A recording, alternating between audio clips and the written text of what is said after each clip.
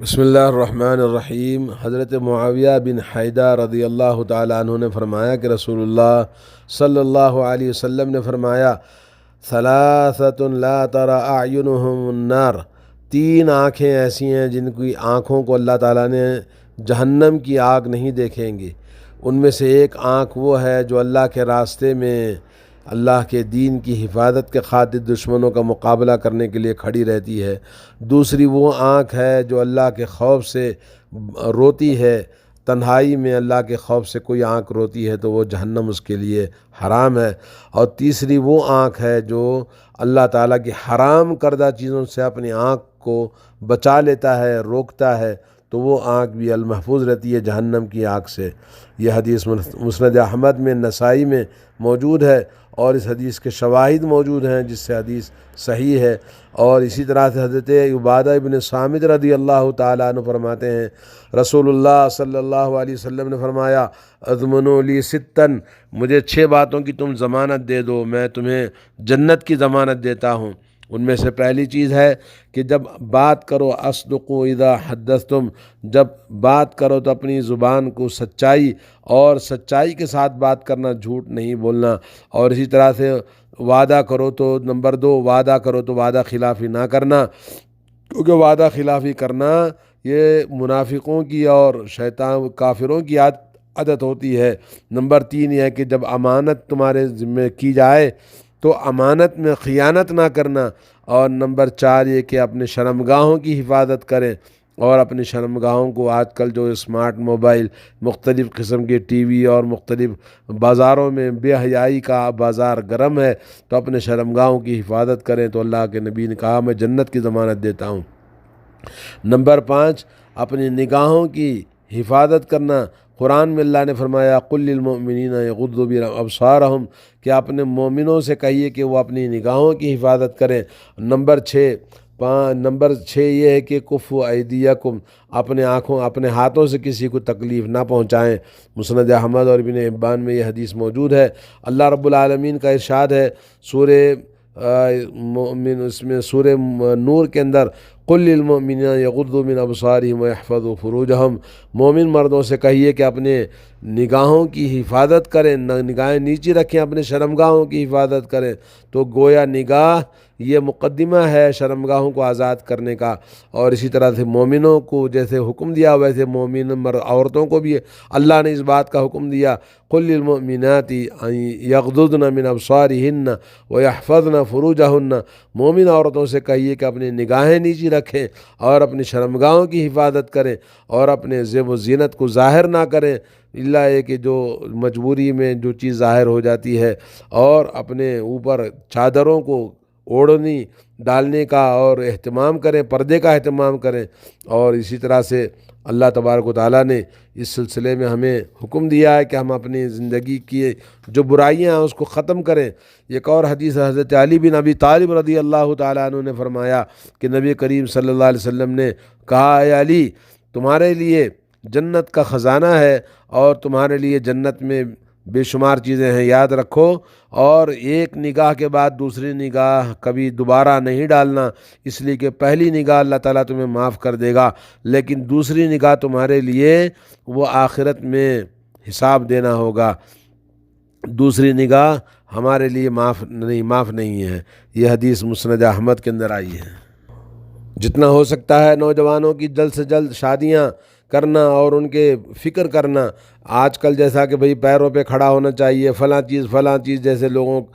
مسائل کی وجہ سے لوگوں کی شادیاں نہیں ہوتی ہیں، اور زناکاری، بدکاری، بے حیائی اور افیئرس آسان ہو گیا ہے، تعلقات ناجائز بہت آسان کر دیا لوگوں معاشرے میں، اور نکاح مشکل کر دیا ہے۔ اللہ کے نبی صلی اللہ علیہ وسلم نے فرمایا، حضرت عبداللہ بن مسعود رضی اللہ تعالیٰ عنہ کی حدیث ہے، یا معاشر الشباب من استطاع منکم الباءۃ فلیتزوج، اے نوجوانوں، تم میں سے جو آدمی اپنے آپ کو جوانی رکھتا ہے، طاقت رکھتا ہے، تو اس کو چاہیے کہ وہ شادی کرے۔ فإنہ اغض للبصر، اس لیے کہ وہ نگاہوں کو نیچی رکھنے کے لیے ادھر ادھر دوڑانے سے نگاہ بچ جاتی ہے، اور وأحسن للفرج، اور وہ شرمگاہ کی حفاظت کے لیے بہت بہترین ذریعہ شادی ہے۔ ومن لم یستطع فعلیہ بالصوم، فإنه له وجاء، جو آدمی شادی نہیں کر سکتا تو اس کو علاج کے طور پر روزہ کثرت کے ساتھ رکھنا چاہیے، کیونکہ وہ روزہ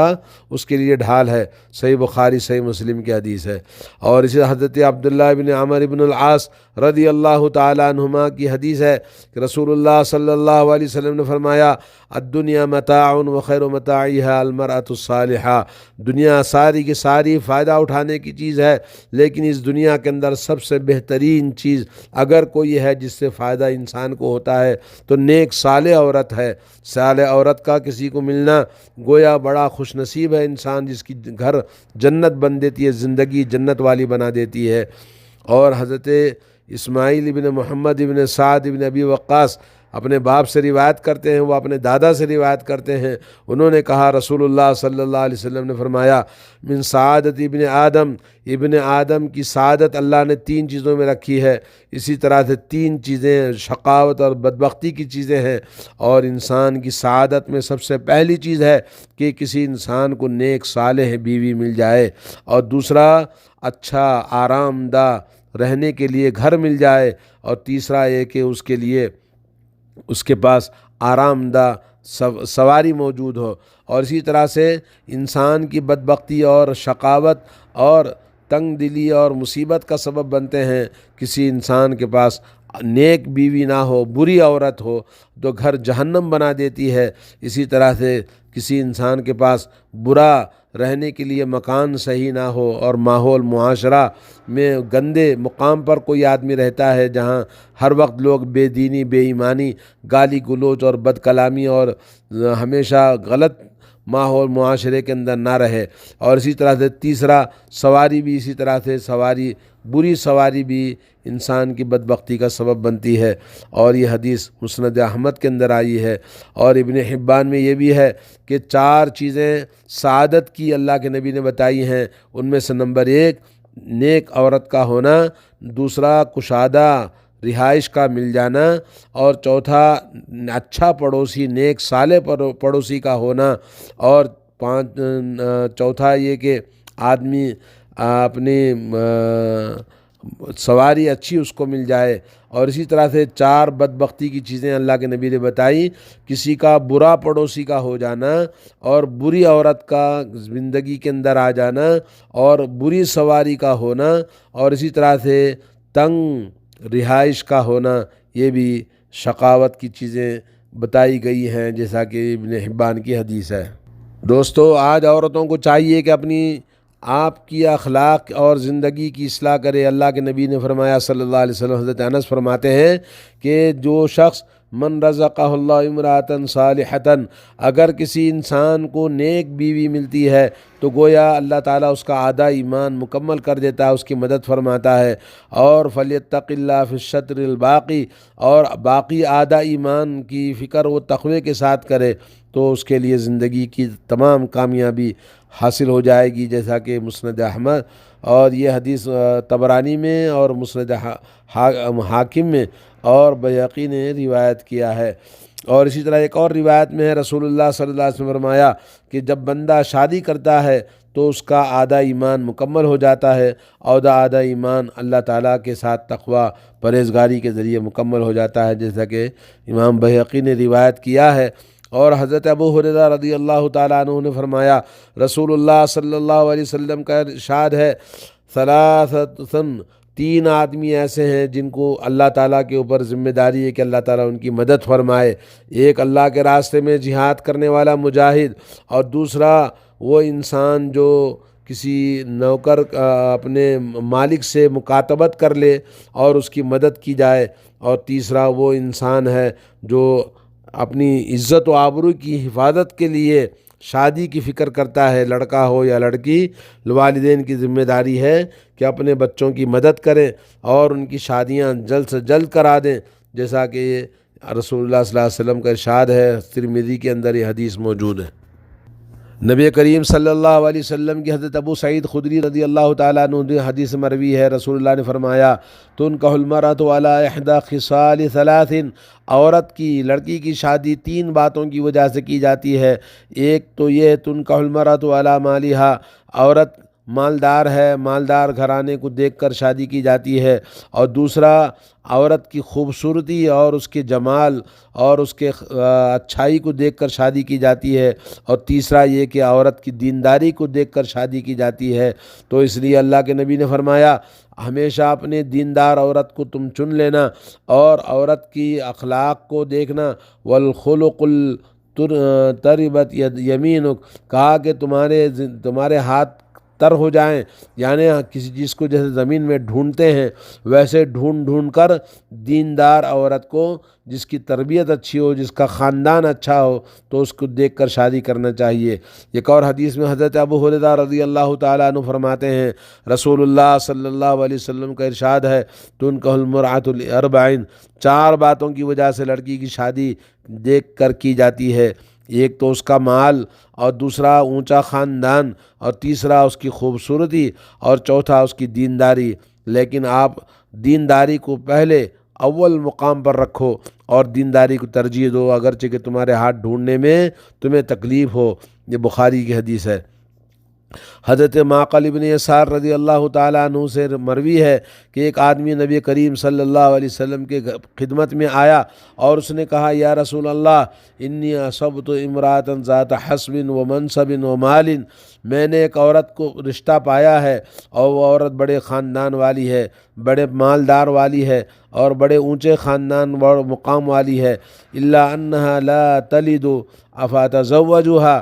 لیکن اس کے اندر خرابی یہ ہے کہ اس کے اندر بچے نہیں پیدا ہوتے اس عورت سے،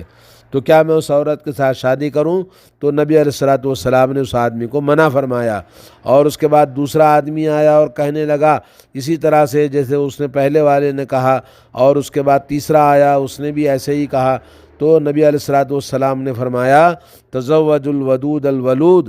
جو بچے زیادہ پیدا کرنا پسند کرتی ہے اور بچے پیدا کرتی ہے ایسی عورتوں سے شادی کرو، فإنی مکاثر بکم الامم، اس لیے کہ روز قیامت میں تمہارے کثرت اولاد پر میں فخر کروں گا، اپنی امت کی کثرت پر۔ تو یہ حدیث ابو داؤد میں، نسائی میں حدیث صحیح حدیث ہے کہ آدمی کو چاہیے کہ آج کل جیسے کہ فکر بنی ہوئی ہے کہ آدمی اپنے بچوں کو کم کرے، بچے 2 ہی اچھے، بچہ ایک ہی اچھا دونوں کے لیے، اور اسی طرح سے بچوں کی پالنے پرورش کرنے اور ان کے کھلانے پلانے کی فکر میں نسل بندی کرا دیتے ہیں۔ یہ سب غلط ہے۔ اسلام میں اللہ تعالیٰ جتنی اولاد دیتا ہے اتنی اولاد کو خوشی کے ساتھ میں پیدا کرنے کی فکر کرنا اور اس کے لیے کوشش کرنا۔ اللہ تعالیٰ ہمارے معاشرے کی اصلاح فرمائے، ہمارے نوجوانوں کی اصلاح فرمائے۔ وصلی اللہ علی نبینا محمد۔ السلام علیکم ورحمۃ اللہ۔ السلام علیکم ورحمۃ اللہ وبرکاتہ۔ ناظرین اکرام، اسلامک ٹی وی اس چینل کو ابھی تک جنہوں نے سبسکرائب نہیں کیا ہے برائے مہربانی اس چینل کو سبسکرائب ضرور کریں، اور ہر دن کی اپڈیٹ کے لیے اس کے ساتھ ہی ایک بیل، ایک گھنٹی کا نشان آئے گا، اسے آپ ضرور پریس کریں اور اسے دبا کر آپ ہمارے ساتھ تعاون فرمائیں۔ اللہ کے دین کی دعوت اور لوگوں تک پہنچانے کے لیے اس ویڈیو کو ضرور لائک، شیئر، کمنٹ اور سبسکرائب کریں۔ آپ کے اس چینل کو اور بہتر بنانے کے لیے آپ کا ساتھ ضروری ہے۔ اور مزید ویڈیوز کو دیکھنے کے لیے آپ ہمارے YouTube چینل کو سبسکرائب کریں۔ فجزاکم اللہ خیرا۔